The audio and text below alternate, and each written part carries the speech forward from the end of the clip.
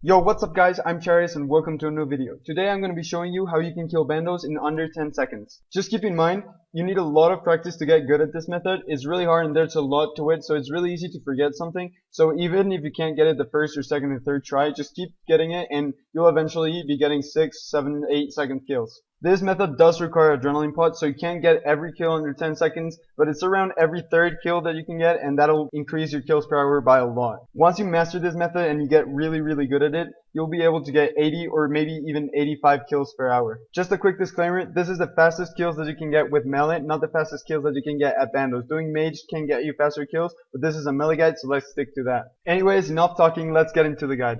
On screen now you can see the gear that you're going to be using to get the fastest melee kills at bandos.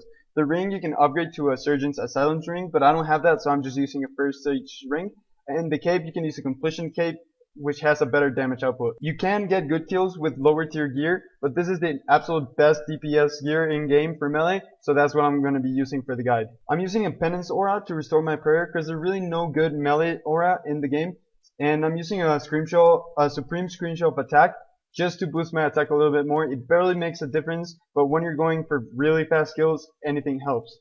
My inventory setup is for a 2-hour trip. I have the Vampirism aura in there just to use after my penance runs out, and I have Supreme Overloads and Super Prayer Renewals, which are, in case you don't know, are better and cheaper than regular Overloads and Prayer Renewals, so that's what I'm using. I bring a bunch of Adrenaline Potions, because like I said, I use them every third kill, and they just speed up the kills a lot. And I bring a Blue and a Crimson Charm just to count how many charms I get. I really don't need more inventory space, so I just bring it. I don't recommend bringing them or picking them up because it's really bad charms, so there's no point in wasting inventory space.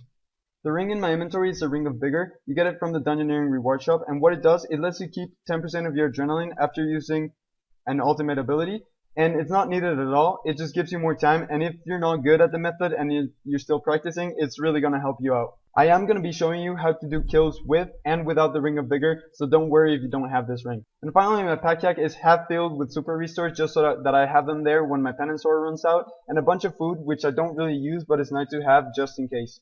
First off, I want to show you a breakdown of the preparation and the kill in slow-mo just so you can see a little bit better what's going on. Before attempting to get the fastest kills, you want to make sure your aura is on, your scrimshaw is activated, and that you're overloaded. After killing bandos, you have 12 to 15 seconds to berserk and be ready for it to spawn again. This is when you make sure you get 100% adrenaline and get your Ring of Vigor on. Once all of this is done, you want to berserk on one of the minions and then walk to this spot.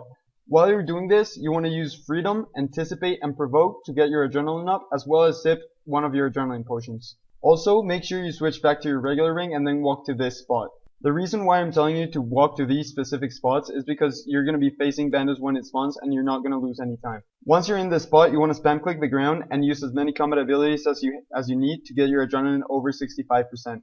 Once Graardor spawns, use Assault right away and make sure you're ready to use Destroy on Assault's third hit. If you did everything just right and RNG is on your side, you're going to hit crazy high and hopefully beat your fastest time. This is it for the breakdown. I know it's a lot to take in just a couple of minutes, but don't get scared, just try it out and you'll see how fast you'll get the hang of it. Here's a little bit of live commentary so you know what I'm thinking while I do it. Once you've killed the boss, you want to move over to the minions, get your adrenaline back to 100%. Make sure you wear your Ring of Vigor. Your aura and your scrimshaw should be active by now, and I usually have time to kill both of those minions, so it's perfectly fine. Just make sure if you don't have time, move over to the other one really quickly. Now I'm just going to move over to this one. Berserk, run to this square like I said, and Freedom, use defensive abilities, Provoke, Anticipate. I already drank my adrenaline pot, and I'm ready with a 69% adrenaline just to attack it right away. Use Assault.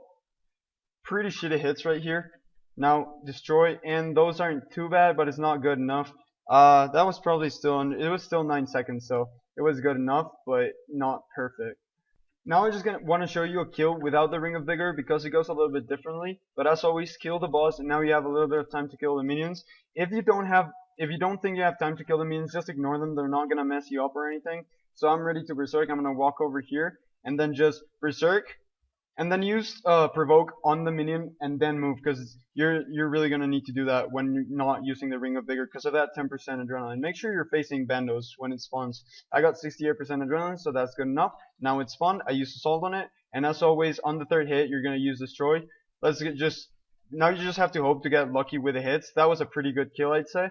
I could have killed it a little bit quickly, but it was pretty good. It was 9 seconds, so good enough for this video. And let's move over. Finally, guys, I want to show you one of the fastest bandos kills that I could record. Keep in mind, it takes a lot of practice to get this down. It takes a lot of practice to get it just right. And even if you don't get it just right, you can still get lucky and get an insanely good kill. For example, this kill was a really good one, and my prayer dropped right as I started the kill. So even without prayer, I got this good of a kill. So it doesn't matter if you make a little mistake, you can still get lucky and get a really good kill. And you can get everything perfect and get a really bad kill. It doesn't really matter. But just keep practicing. I wish you the best of luck when doing this. And I hope you found this video helpful. If you did, please leave a like. And if you have any questions or comments or suggestions for me to make videos of, just leave them down below. And I'll catch you in the next video. See ya.